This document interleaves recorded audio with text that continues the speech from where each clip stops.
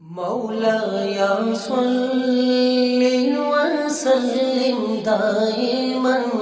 أبدا على حبيبك خير الخلق كلهم نبوي سيرة سيد الكونين والثقلين محمد په دې خبرونه کې به تاسو ته د رسول الله صلی الله علیه وسلم د ژوند حالات په تفصیل سره وړاندې شي.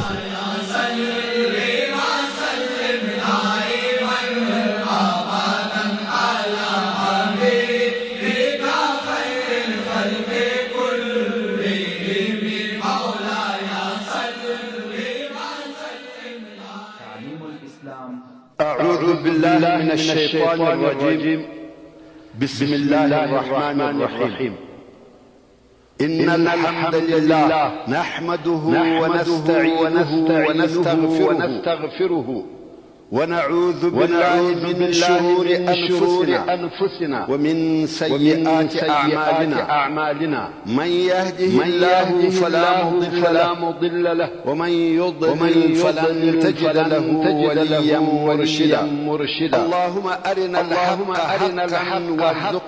وارزقنا اتباعه وأرنا الباطل باطلا وارزقنا اجتنابه أما بعد ورونو موږ هغه پیښه او واقعه بیانول اسماء ابونا الى د خپل خبرو په مابین کې دا ورته وویل چې زما سره د زما د رایې او نظر نور ملګري هم معلومه او زه غواړم چې هغه هم تا ته راولم او ته یې څه غواړه پر خرڅ کې او برعت هم وکړه د مکې په دغه خبرو کې محمد ابن مسلمه او ابونا الى د هغه خپل مقصد لپاره کامیاب اوریدي هغه دا چې اوس دوی کولای شي چې وکړ چې د اسلحې سره وس د مکې او د ځان سره ملګری هم ورسره وس نو اسماء رضی الله تعالی عنها وایي کوم راځي هم د ملګرو په وستلو یو شپه چې د سپوږمۍ په رڼا روښانه او دا د هجرت د دریم کال د ربيع الاول د میاشتې د څوارلسمه شپه دا رسول الله صلی الله علیه و سلم سره راټول او د خپل نقشې د عملي کولو اراده او بیان رسول الله صلی الله علیه و سلم هم تر بقيع الغرقد پورې د دوی صلی الله علیه و سلم او ابو بکر الصدیق رضی الله تعالی عنه او الهي د دې کومک وکړي لانو رسول الله صلی الله علیه و سلم خپل کور ته لاړ او د خپل رب سره مناجات کړ دغه 15 نفریزه ډله رئیس د خپل قوم د کعب ابن اشرف مخالفت ورسېده د قلاده د باندې څخه ابو نایله وژل د نیزه پر سر ولاړ پر کتل او دا اعلان وکاوه چې د امن او سلامتی وختو کې غوښتي ورته وایي چې دنیا به په دغه وخت کې تچیرې او ما داسې आवाज واورېدی لکه د هغه څخه چې ویني څه کعب ویل دا زما ورور محمد ابن مسلمه او زما رضعی ورور ابو نایله او یو باعزت شجاع سړی کده چړو وهونو ته وغوښتل شي باید دغه دعوت قبول او سلامتی په کبر او غرور د قلا څخه او داسې حال کې راکښته سو چې ډېر عطر یې استعمال کړی او د سر د وریښتانو څخه خوشبويي پورته کېده دغه کسان چې پر د صلی الله علیه و سلم ابو نایله خپل ملګرو ته ویلي کوم وخت چې کعب راځي زه تر وریښتانو نیسم او وریښتان یې بویوم هر وخت چې تاسو په دې پوس واسطه ما تر وریښتانو شټینګ ونیوي زبیر رضی الله تعالی عنہ اوس چې کعب راکښته سو د مسلمان ته عدالت خبرې سره وکړي او بیا ابو نایله ورته ویل یا ابن الاشرف رسول الله صلی الله علیه و آله وسلم شعب العجوز تولاد رضی الله تعالی عنہ دغه پاتې شپه هلته جوړه کعب ورستاسو خوښه ده وسره رسول الله صلی الله علیه و ابو نایله ورته وایي په مکه مکرمه کې دغه عطر چې نن شپه تا وهلي دي خوشبوی عطر مې منورې ته خبر راغی کعب د دې خبرې د اورېدلو سره علیه و سلم هجرت راکړ ما سره د عربو تر ټولو شدو خوشبوی صلی الله علیه و ابو نایله ویل اجازه راکوي چې سر دې بوی کوم کعب ویل هو ابو نایله لاس د پوښتنو نه نیستی نه پوهېده چې د وریښتان بوی کړه او د ملګری هم راځي علیه و سلم پر هغه معلومه لار نه راغلی ابو نایله ویل زه غواړم چې دا دې ورشتان معلومه او کعبوي هو ویکه د چې لاس په رښتانو ورننه استي ټینګه کړ رښتانو ونیوي او پر ملګری ژغ نو د مدینه منوره الله دشمن په دغه وخت کې د شاوخوا څخه په تورو ووهل سو مګر دې ټولو د کار وانه چا محمد ابن مسلمه چې یو تبرزل ورسره و هغه ووهل سو دغه د الله دشمن ووجل رسول الله صلی الله علیه و آله دغه وهلو سره یو دونه لو چغه وکړه چې شاوخوا ټول خلکو واورېدل او داسې قلا نسو پاته چې پر هغه دې اور نسبل خلکو د قلاو پر سرو اورونه بل چې دا د جمع کېدو او آماده کېدو علامه د مسلمانانو پنځه نفرې زله د مدینې منورې پر طرف راځي خو په دغه نفرو کې حارث رضی الله تعالی عنہ د خپل ملګرو په تورو حاکم او امیر هم دي او ویني ځینې ټول مسلمانان د خپل ملګرو تر شا علیه و آله وسلم هغه نور ملګری چې حرة العریض ته ورسېده ویني د چې حارث د دوی سره نست دغه راوتلو یو ساعت دالته انتظار ورته وکړ څو هغه هم چې قرار په دوی پسې راورسېد حارث پر بزور سره واخستي څو وقوع د رسول الله صلی الله علیه و سلم راته رسول الله صلی الله علیه و آله وسلم د دوی تکبیر واورېدی او پوښتنه چې کعب یې وژلی او پر هغه رسول الله صلی الله علیه و آله وسلم هم تکبیر ورته کوم وخت چې اصحاب کرام ورسول الله صلی الله علیه و آله وسلم تور ورسېد رسول الله صلی الله علیه و آله وسلم متوفر افلحت الوجوه يعني کامیاب شول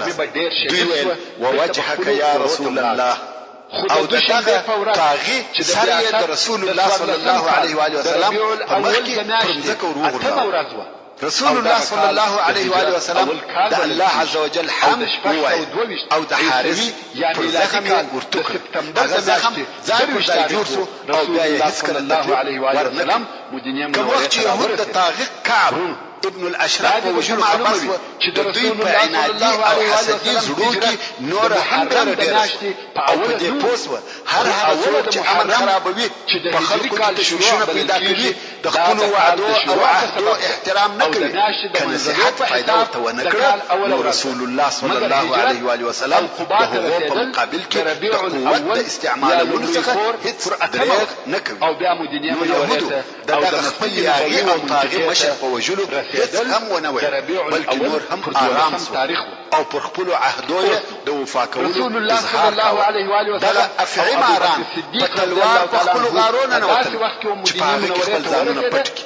چې د مدینه ډول سره رسول الله صلی الله علیه و آله وسلم تر یو څه وخت د داخلي خطرو څخه وهغه خارجي خطرو ته تر یو اندازې فارغ سو او ګرمي شدیده د مدینه منورې د باندې د پیښېدو توقع کېده نو دوی او مسلمانان د ډیرو هغه داخلي ستړیاو څخه کوساس چې کله ناکله به ورته پیښېږي بل څوک نه په دغه وخت یعنی د بدر او احد په مابین کې د حضرت علي ابن ابي طالب رضی الله تعالی عنه واده رسول الله صلی الله علیه و آله وسلم د لور حضرت فاطمه الزهراء رضی الله تعالی عنها سره او دا هغه مشرف ترين او مکرم ترين واده دي چې رسول الله صلی الله علیه و آله وسلم د لور حضرت فاطمه الزهراء هغه چې په شرف او عزت کې بددې مثل ډېر د رسول الله صلی الله علیه و آله وسلم د اکال زوی او هغه نږدې ملګری سره کېږي اوس نو د فروع یا بحران د غزا بیان به درته وکړم او يهودو و دغه قبيلو تاسو ته معلومه ده چې د هجرت درېیم کال داخل نو د هجرت د درېیم کال د ربيع الاخر په میاشت کې رسول الله صلی الله علیه و آله وسلم په یو بل جنگي دوره د 300 نفرو اصحاب کرامو په ملګرتیا د مدینه منورې و جنوبي طرف ته د قریشو و یوې قافلې ته چې د یمن څخه راغلي و ورسېدو خبر چې دغه ځکه ته بحران کیږي او د فروع په منطقه کې واقع ده چې قافله د مخ راته رسوي نو جنگ الله اکبر خود رسول الله صلی الله علیه و آله وسلم دغه وتلو په سبب روایتونه مختلفه څوک وایي چې د قریشو قافلې ته ورتلل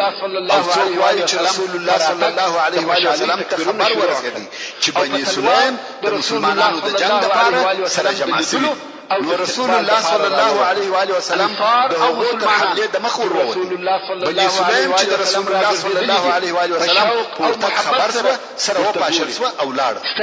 اول روایت صحیح دی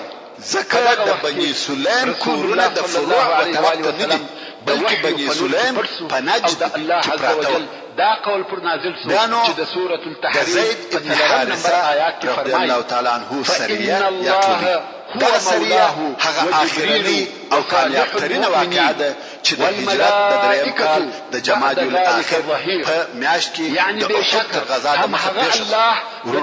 د بدر تر غزا وروسته و قریشو ته لوی توهم او تشویش پیښ شو. ځکه قریشو نه صنعت درلودی نه زراعت، نو د دوی ټول ژوند په تجارت سره و او مهم تجارت د شام و طرف خو مدینه منوره د شام په لار کې، یعنی مدینه منوره د مکې مکرمې او شام په مابین کې پرته ده. اوس نو قریش خپلې قافلې په بېغمه زړه نسي لېږلی، ځکه قافله باید خامخا د مدینې منورې پر لار تېره سي او هلته یې مسلمانان راګرځي. نو خود قریش په غم او تشویش صفوان ابن امیه هغه چې ورور او پلار یې په بدر کې ووژل شو. قریشو دغه صفوان د دغه کال د تجارتي قافلو د مشرتوب لپاره انتخاب اوس نو صفوان و قریشو ته وایي محمد صلی الله علیه و آله وسلم او د ده ملګرو زموږ تجارت پر موږ بند کړي. موږ نه پوهېږو چې موږ د ده په اصحابو څو او د ساحلي لارو خلک هم ټول د ده ملګري سو. اوس زه نه پوهېږم چې پر کومه لار ولاړ سم، که موږ د دې په خپلو کورو کې پاته سو خپله سرمایه خورو، هېڅ شی نه راپاته کېږي. او تاسې پوهېږئ چې په مکه مکرمه کې زموږ ژوند په تجارت سره چې په دوبي کې شام ته ځو او په ژمي کې یمن ته ځو. پر دې موضوع بحث وشو. څو اسود ابن مطلب و صفوان ته وویل د ساحل لار پرېږده او د عراق لار ونیسه چې دا ډېره اوږده لار یو وار به قافله د عراق ورطرف تله او بیا به د هغه ځای څخه په نجد کې تېرېده، بیا به شام ته چې دغه لار د مدینې منورې په شرقي طرف کې د مدینې منورې څخه ډېره لرې تېرېده او قریشو ته دغه لار هېڅ نه وه معلوم. نو اسود ابن مطلب و صفوان ته وویل چې فرات ابن حیان در سره ملګری چې هغه دغه لار درښیي. قریشو د دې قافلې خبر ډېر پټ ساتلی، هېڅوک نه وه خبر چې قافله کله او د کومې لارې څخه ځي. سبحان الله، الهي قدرت. د دغه قافلې او د تګ د لارې خبر مدینې منورې او مسلمانانو ته ورسېد. هغه داسې چې یو د مسلمانانو څخه چې سليم ابن نعمان نومېدی چې مسلمان په کفارو کې د جاهلیت د وختو څخه یو اشنا درلودی چې د هغه نوم نعیم ابن مسعود او مشرک دی. دغه نعیم ابن مسعود د خندق په غزا کې ډېره جالبه قصه لري چې په خپل وخت به درته بیان نه او هغه وخت مسلمان اوس دغه نعیم مشرک او د کفارو سره دی. نو سليم ابن نعمان مسلمان، د نعیم ابن مسعود مشرک شو، د شراب څښلو په مجلس کې ناست او شراب سره څښي. البته تر دغه وخته شراب نه و حرام سوي. نعیم ابن مسعود نشست او دته د قافلې حال پوره ور معلوم و. د نشې په حالت کې پر خبرو راغی د قافلې د لېږلو حال بیانوي، مګر سليم نه دی نشه. ده بیا په پوښتنو شروع وکړه څو د قافلې پوره حال یې په تفصیل سره ځینې معلوم کړي چې کله رهي سوه او پر کومه لار ځي، څو نفره او څونه مالونه ورسره دي. کوم وخت چې سليم پوره معلومات حاصل کړه نو فورا رسول الله صلی الله علیه و آله وسلم ته ورغلی او ټوله قصه یې ورته بیان کړه. رسول الله صلی الله علیه و آله وسلم هم ډېر ژر یوه سل نفریزه ټولۍ جوړه کړه چې مشر یې زید ابن الحارثه رضی الله تعالی عنه. زید هم په ډېره چابکي سره د قافلې لارې ته ځان ورساوه چې پر قافله یې ناببره په داسې وخت کې حمله وکړه چې هغو په نجد کې د یو اوبو سره اړوي چې هغو اوبو ته قرده ویل کېده. مسلمانانو ټوله قافله ونیول. صفوان او د ده ملګرو چې هیڅ دا فکر نه کاوه چې مسلمانان دې په لار کې ورته ولاړ وي نو بېله تېښتې بل څه نه وه ورپاته. کفار د عراق پر طرف رهي وه، مسلمانان هلته څه وایي؟ دا هیڅ امکان نه لري چې مسلمانان دې په مخه ورسي. دوی په بېغمه زړه اړول چې ناببره حمله پر وسوه. نو صفوان او هغه د قافلې ساتونکي بې له کم مقاومته ټول وتښتېدل. قافله یې سره د هغه مالو چې پکښې وه پر میدان پرېښول. مسلمانانو ټوله قافله په غنیمت واخیسته. 100 زره د سپینو زرو درهمه، اوښان، مالونه، ټول شیان رسول الله صلی الله علیه و آله وسلم د خلکو ژوند او د هستوګنې کارونه قافلې لارښوونکي فرات ابن حیان هم بندي مهاجرو مسلمانانو رسول الله صلی الله علیه و آله وسلم پس د هغه څخه چې د قافلې څخه خمس رسول الله صلی الله علیه و آله وسلم د ټولي پر افرادو تقسیم د جمعې ورځ فرات نو یو حیان مسلمان چې رسول الله صلی الله علیه و آله وسلم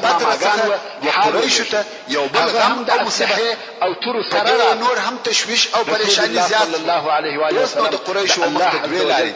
یا بخبل سرکشي او کبریا پریږدي چې مسلمانانو سره به صلح او مسالمت لار اختیار یا بداسي جنگ کوي چې په هغه سره خپل بایللې مجد او په خواني عزت لاس تراوي او د مسلمانانو قواوي داسې تر او پرکي چې نه پر دوی او نه د دوی پر قافلو تسلط ولري چې د جمعې المنځ د مکې مکرمه مشرکانو دغه دوهمه د جنگ لار اختیار پر دې ټینګار کاوه چې خپل بدله واخلي د جمعې المنځ مسلمانانو سره د مقابلې لپاره باید پوره آمادګي ونیسي او دغه مسلمانانو باید د دوی په کورو کې حمله وکړي نو دغه د قافلې اخیستل او هغه نور علماء واقعي چې د جمعې سبب وګرځي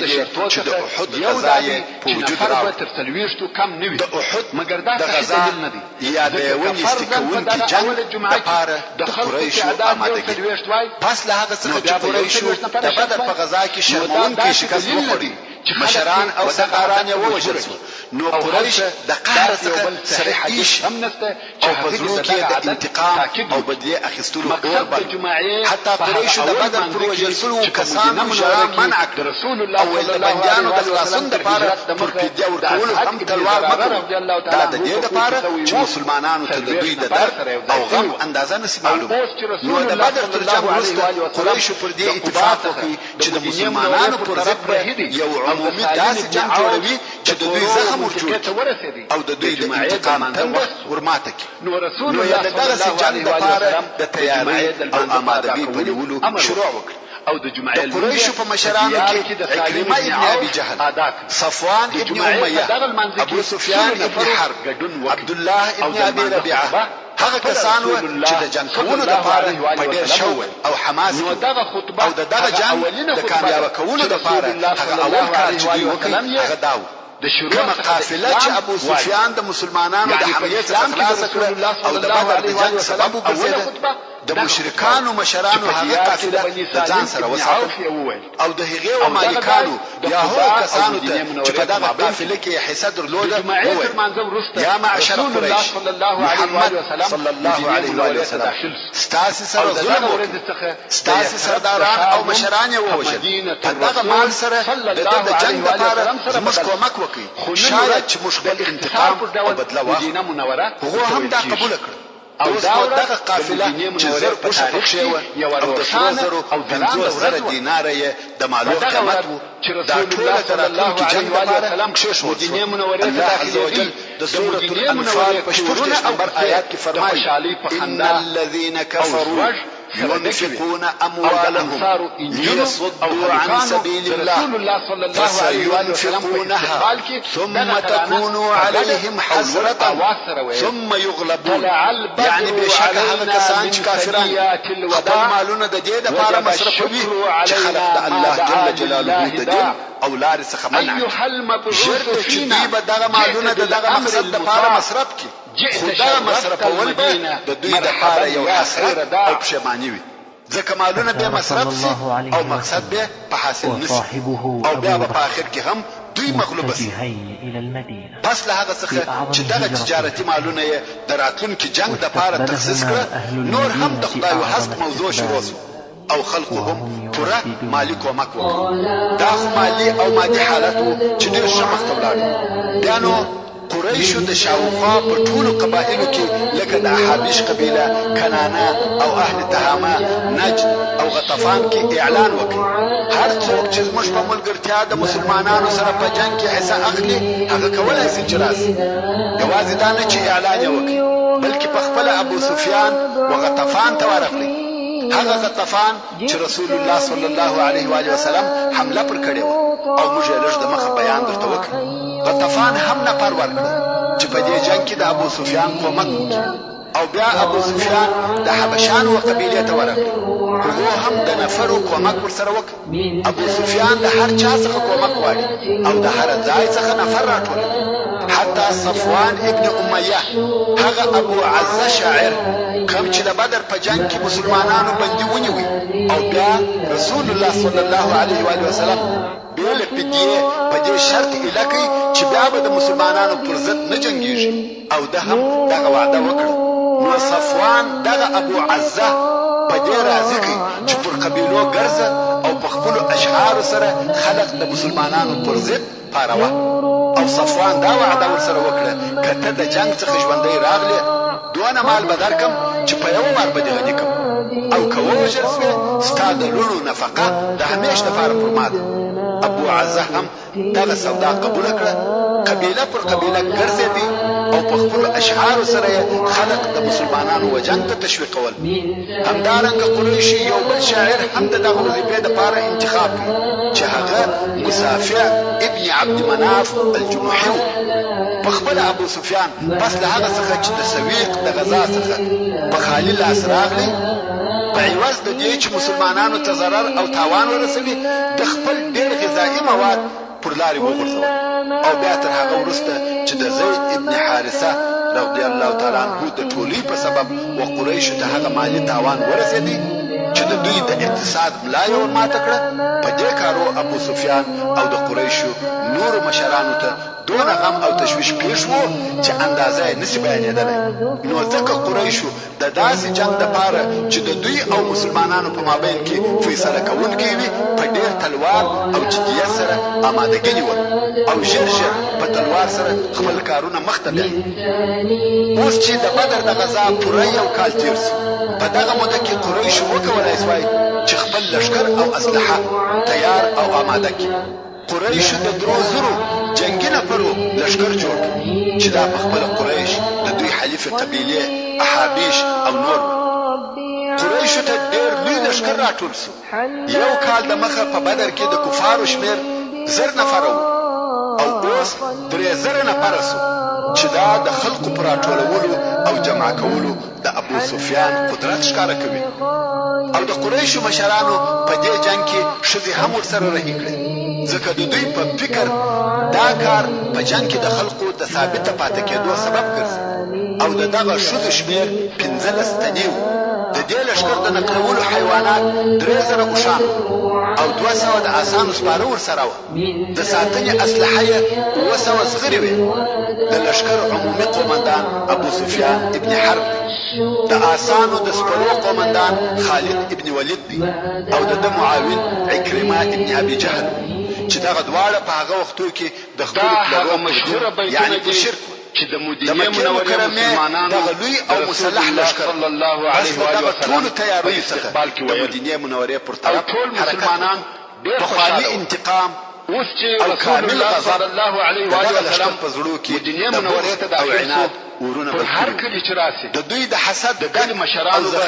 رسول الله صلی الله علیه و وسلم او شوونی چې رسول الله صلی الله علیه و وسلم او ټول مسلمانان صلی الله علیه و وسلم د دوی سره پاتې نیست او نابود لکه یا رسول الله عباس ابن عبد المطلب رضی الله تعالی عنه رسول الله صلی الله علیه و وسلم اکا په مکه مکرمه کې د قریشو د حرکتونو او عسکري آمادګي تر نظر لاندې نیولې یعنی اسلحه کوم وخت چې د لښکر حرکت وکړي عباس رضی الله تعالی عنه د تلوار سره یو لیک ورسول الله صلی الله علیه و وسلم ته هم د ډېر مال او شتمنۍ خاوندان نه حالات خو هر یو دا تمنا او ارزو درلوده رضی الله تعالی عنه رسول الله صلی الله علیه و وسلم رسول کې د ډېر چابکي او چالاکي وکړه. نو د اندازه اندازې چې د مکه مکرمه او مدینه منورې تر مابین 1500 کیلومتره لارې په دوه ورځو یا رسول الله رسول الله صلی الله علیه و وسلم چې په دغه وخت رسول الله صلی الله علیه و وسلم ورته ویل او ابن کعب رضی الله تعالی عنه ورسول الله صلی الله علیه و وسلم الله جل جلاله د رسول الله صلی الله علیه و وسلم د حال په پټولو سره امر او په خپل رسول الله صلی الله علیه و وسلم ډیر ژر مدینه منورې ته ولاړ. هلته د مهاجرینو او انصارو مشران سره راټول مشوره ورسره کوي چې موږ باید رسول الله صلی الله علیه و وسلم مدینه منوره د تیارسۍ دا حالت سره ده مسلمانان حتی د لمانځه په وخت کې هم اسلحه د ځان څخه نه لري کوي. د انصار یو ډله چې سعد ابن معاذ، اسید ابن حضير او سعد ابن عباده رضي الله تعالى عنهم اجمعين، مگر رسول الله صلی الله علیه و سلم رسول الله صلی الله علیه و آله وسلم د ساتنې لپاره ودرېد. رسول الله صلی الله علیه و آله وسلم د کور و مخته د اسلحې سره تېرول. پر هغه لارو چې د باندې څخه مدینه منورې ته راتلې د مسلمانانو مسلحې ډلې ودرېدې د پاره د دې چې په بېخبري کې حمله پر ونسي او د مسلمانانو ګشتې پیلې شروع وکتل. بیرته هغو لارو پر شاوخوا ګرځېده چې د دې احتمال و چې مشرکان دي د دغه طرفه حمله وکړي. د مشرکانو لښکر چې د مکې مکرمې څخه راووتی د مدینې منورې پر عمومي لار رهي و. کوم وخت چې ابوا ته ورسېدی،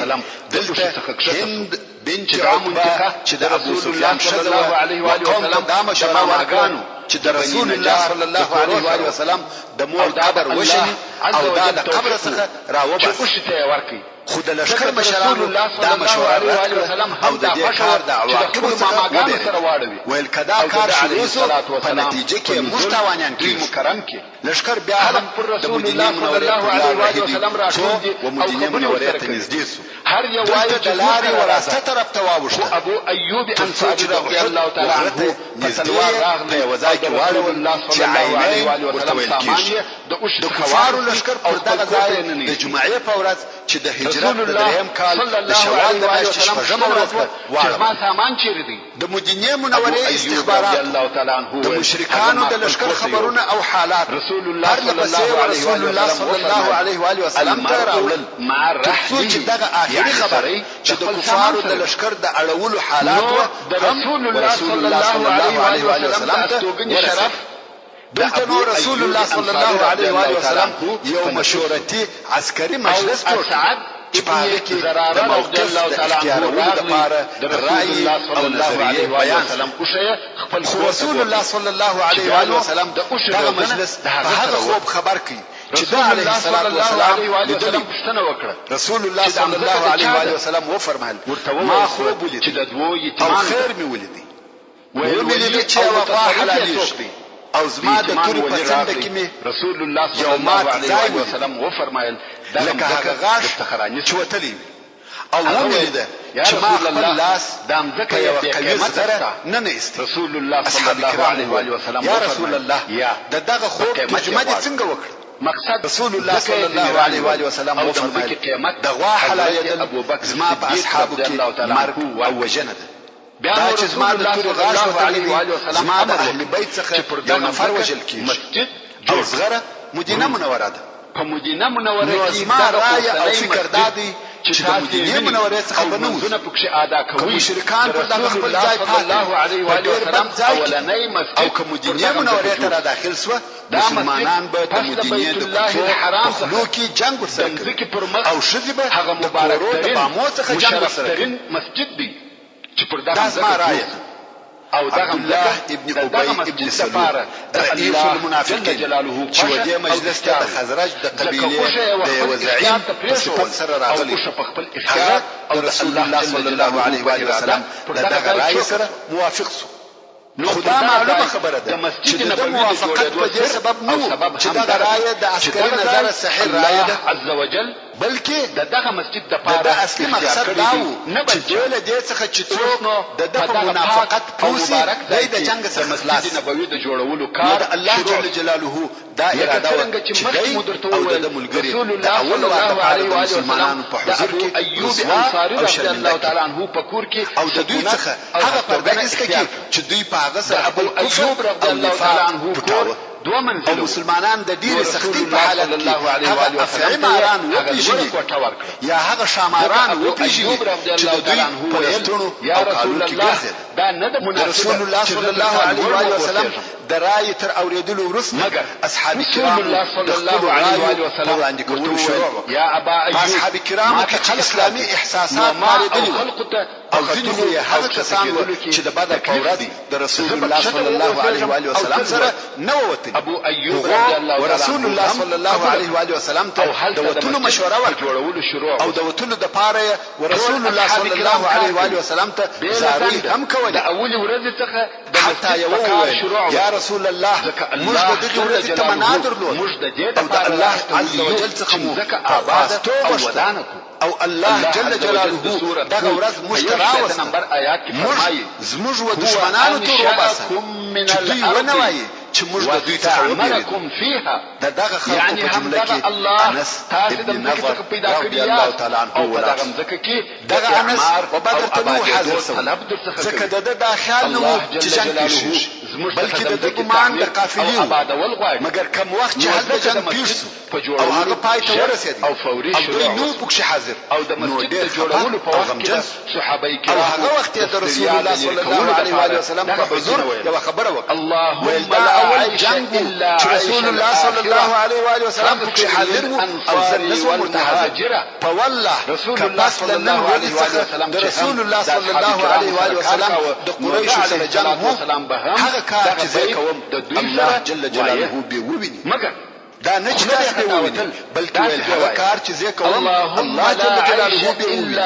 اوس چې قریش راغله فاغفر للمهاجرين احساس او حماس وجنگ رسول الله صلى الله عليه وسلم شعب نوايك ويا رسول الله جل جلاله سورة ياسين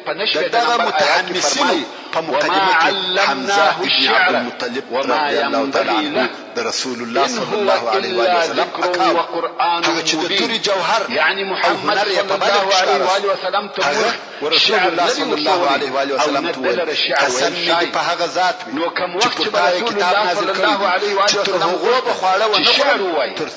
تر مدینه د باندې په خپل تور د دوی سرونه ونه خطاوتی د ډیرو صحابه کرامو رائے دا چې باید عليه وسلم ځکه موږ په مدینه کې کښېنستو کفار بوایي چې مسلمانان وبېرېدل حتی رسول الله صلی الله علیه وسلم د رایو د اغلبیت په مقابل کې خپل رائے او نظر پرېښاوه او پر دې فیصله وسله چې د مدینه منورې څخه ووځو او په ښکاره میدان کې ورسره جنګي شعر د وزن به واوښت د رسول الله صلی الله علیه وسلم په امامت د جمعې المنځ عادات چې به مسلمانانو رسول الله صلی الله علیه وسلم وخلق ته نصيحت هم ورسره وایي او جهد سره امر د شعر د طرفه د دعا او صبر وکي کامیابی ستاسو ده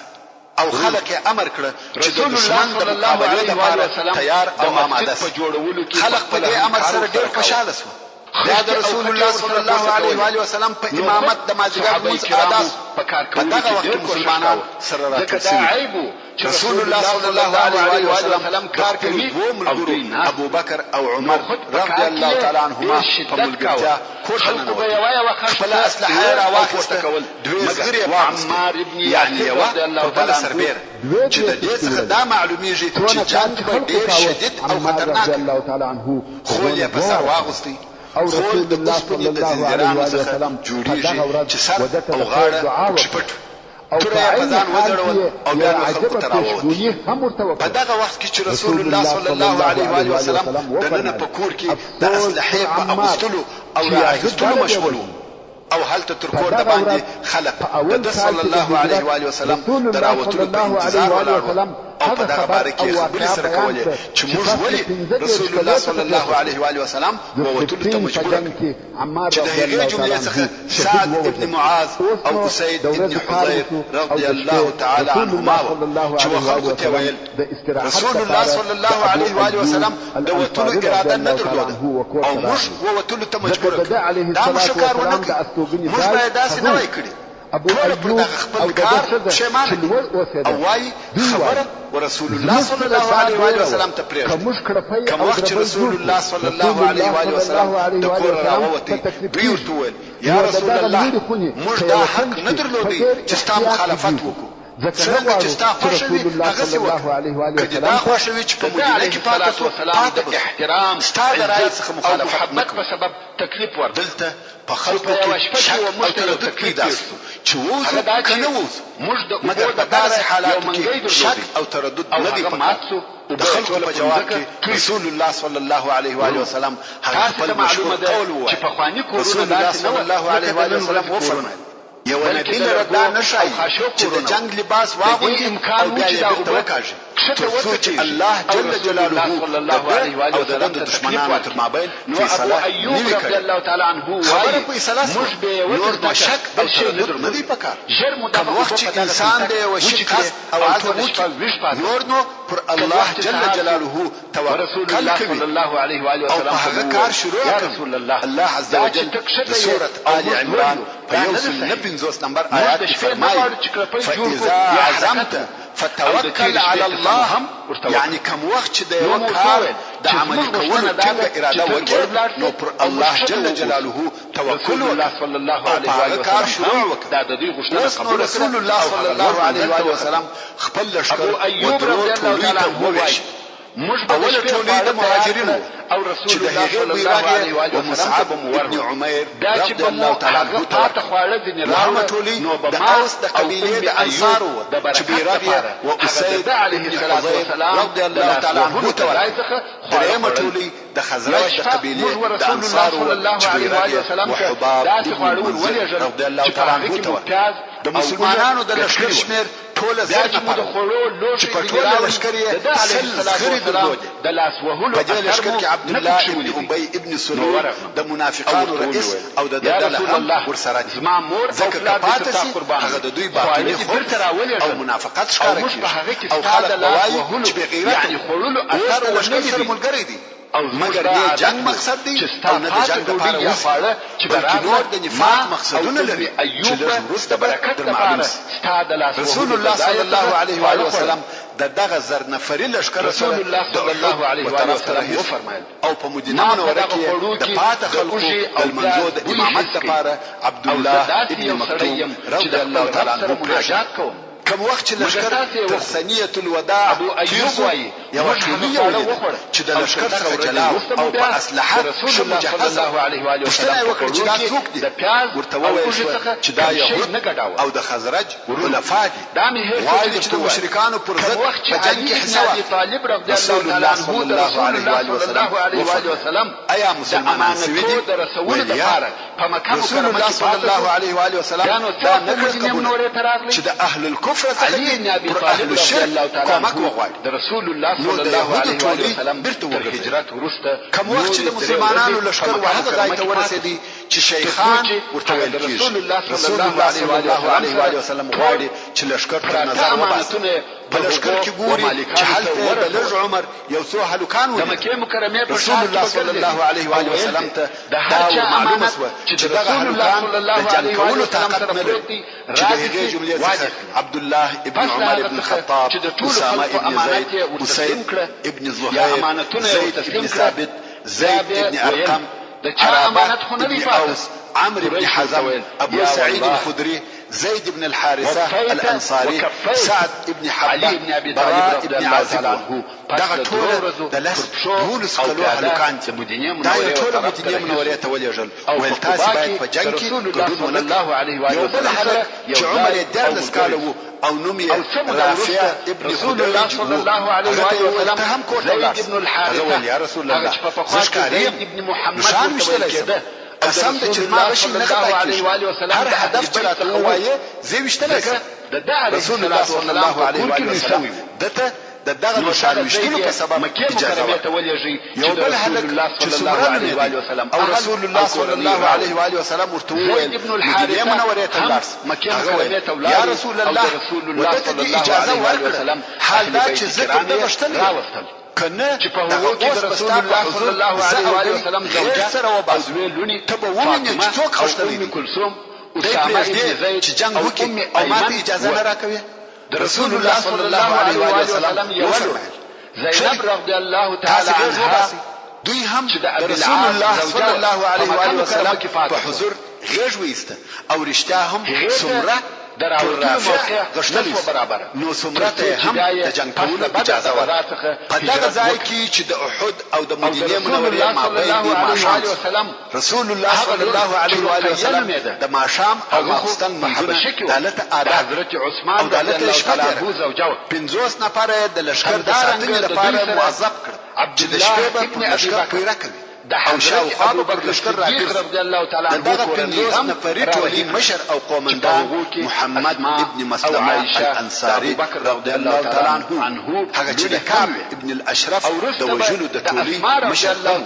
او ذکوان ابن عبد القيس رضی الله تعالی عنه خاص د رسول الله صلی الله علیه و آله وسلم ساتنه مدینه منوره او پر هغه علیه الصلاۃ والسلام پیره پر اول ورغلی هغه دوه لږ اسلامي لشکر د احد وطرف حرکت وکړي او په لار کې د صحابه تعالی وایي اوس دشمن ته ډیر ورنږدې شوی دی دوی کفار تعالی او کفار دوی مدینه منوره په دغه وخت کې عبد الله ابن ابي منافق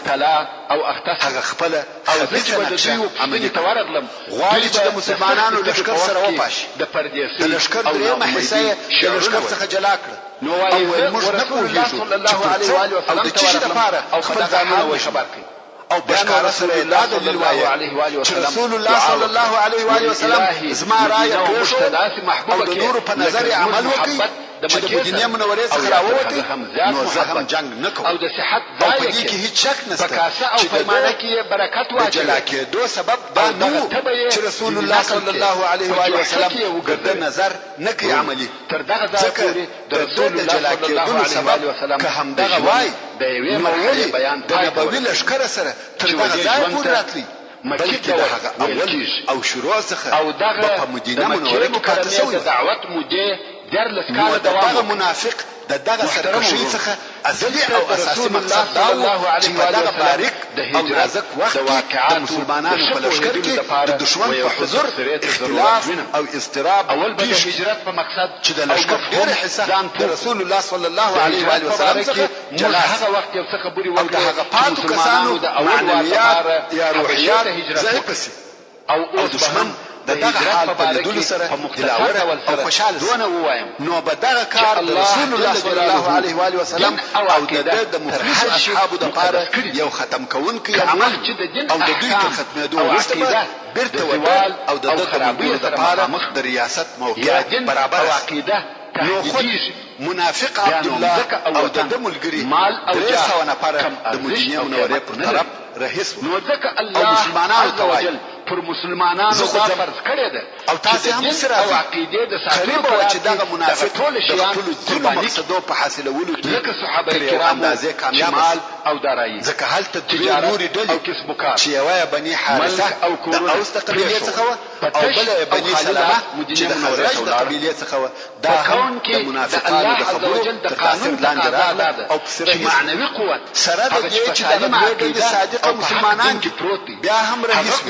خو الله عز وجل د دوی د زړه څخه هغه استراب او تشویش نشته کوي برته ثابت او قائمه پاتې په اسلامي اخلاق نفر منافقان بلاړ او د رسول الله صلی الله علیه و آله وسلم سره فقط 200 نفر مسلمانان پاتې شو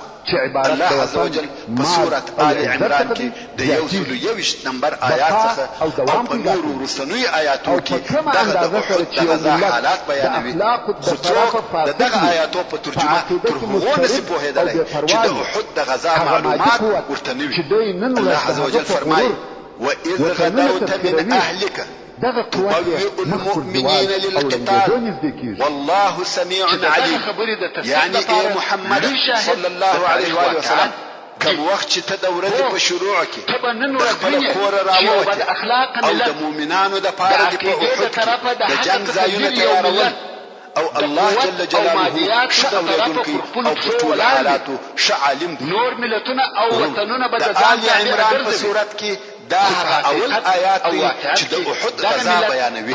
او الله عز وجل فرمایي او بربادي همت طائفتان ان تفشلا والله وليهما وعلى الله فليتوكل المؤمنون يعني کوم وخت چې ستاسو څخه دوه ډلو د دې قصد وکړي چې به زړه او د جنگ څخه وبېریږي حال دا چې الله د تاریخ او کومکونکی او مؤمنان دي یوازې پر الله جل جلاله توکل کوي نو ځکه الله عز وجل یو د انصارو څخه چې په دغه دوه ډلو کې وو وایي چې دغه زموږ هیکېدل او بیرته راګرځېدل زموږ و ایمان ته زیان او تاوان نه دی رسولی ځکه چې الله جل جلاله فرمایي والله وليهما الله جل جلاله د دوی دوست او کومک کوونکی دی اوله مرحله کې دوی او وایي ټول شیان د لاسه ورکړي اوریدلو سره زه پوه شوم چې بیا هم موږ مسلمانان او وایي چې دغه آیات دغه جمله چې والله وليهما زه په هیڅ شي نه ورکوم ځکه چې دا د الله جل جلاله د طرفه شاهدي ده چې موږ مسلمانان هو موږ ضعیف یو او هیڅ یو مگر د الله جل جلاله شاهدي د مکه مکرمه او د قدر وړ شی دی کوم وخت چې منافقان رهیس و هجرت د عبد الله ابن حرام چې د جابر ابن عبد الله پلار دی په منافقانو پسیسو او کوشش کوي چې دغه منافقان په دغه باریک وخت کې خپل واجب وظیفه متوجه کړي او راویږي ورته وایي داسې مکوئ راسي في سبيل الله جنگ وکړه یا اقلا د خپل ځانانو څخه دفاع ورکول منافقان رسول الله صلی الله علیه و آله وسلم خامخا جنگ کیږي نو موږ نکلو تاسو په منګرتیا مو جنگ کاوه عبد الله ابن حرام ځینې راوګرځېدل او د ځان سره ویل مهم د الله دشمنانو الله مورد الله عز وجل خپل نبی ستاسو څخه مستغنی چې مشتد رسول الله صلی الله علیه و آله وسلم منافقینو په باره کې سورۃ آل عمران رسول الله صلی الله علیه و آله وسلم د ټول اصحاب کرامو د جملې څخه وليعلم الذين نافقوا وقيل لهم تعالوا قاتلوا في سبيل الله صلی الله علیه و آله وسلم یعنی د دې لپاره چې الله عز وجل هغه کسان ښکارا او معلوم چې نفاق وکړي یا منافقان سوي او دا هونکو منافقان ته وویل سو چې غرب ترازی د الله عز وجل په لار کې د کفارو سره جنگ وکړي یا لشکر لږ د دشمن څخه خپل ځانو خپل مالونو او خپل کورو د رسول الله صلی الله علیه و آله وسلم څخه هم غیر رضی الله تعالی عنه د خلافت و او لایق چې دغه مفهوم تاکید او تاکید یا پورسته کې نور ډیر شیان کوي مثلا رسول الله صلی الله علیه و آله وسلم په خپل مریضي کې د لمانځه د امامت لپاره ابو بکر رضی الله تعالی عنه خلیفہ وګرځاوه او پر دې تاکید کاوه چې د خلقو د لمانځه امامت به بل درغ د الله تعالی عنه څخه بل څوک نه کوي او بل په هغه صحیح حدیث کې چې رسول الله صلی الله علیه و آله وسلم فرمایي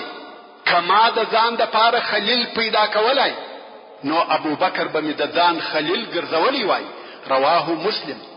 او واقعا هم الله عز وجل په خپل احسان سره ابو بکر رضی الله تعالی عنه دغه امتیاز وای او لائق ګرځولی وو ابو بکر رضی الله تعالی عنه د رسول الله صلی الله علیه و آله وسلم په ملګرتیا کې د صدق او اخلاص یو نمونه او مثال وو بلکې خپل روح او مال د رسول الله صلی الله علیه و آله وسلم په ملګرتیا او د هغه د پاره قربانول موږ ولید چې رسول الله صلی الله علیه و آله وسلم ته وویل تر هغه به ته غار ته نه نوځې تر څو چې زور نسم محترم ورونو زموږ د بحث پاتې حسابه ان شاء الله تعالی پراتونکو کې واوري سبحان ربك رب العزة عما يصفون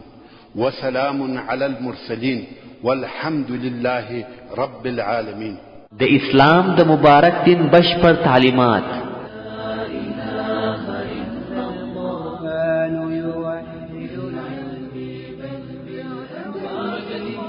د اسلام د مبارک دین زرینی پلوشه په شفاعت اسلامي تعلیمات یوازې د تعلیم اسلام رادیو څخه نبوي احادیث د هلو او خوشو ترک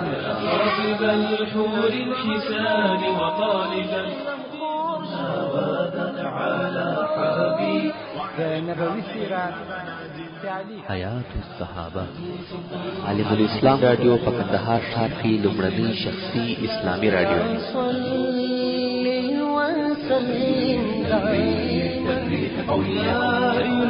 په دې ښکلي او ښایسته کې د ژوند څو شېبې تېرول خوښ عالم الاسلام رادیو د هیلو او خوښیو سرچینه د کامیابی راز د الله جل جلاله په عبادت کې نغښتی دی. زمانہ لري دوام تا بنا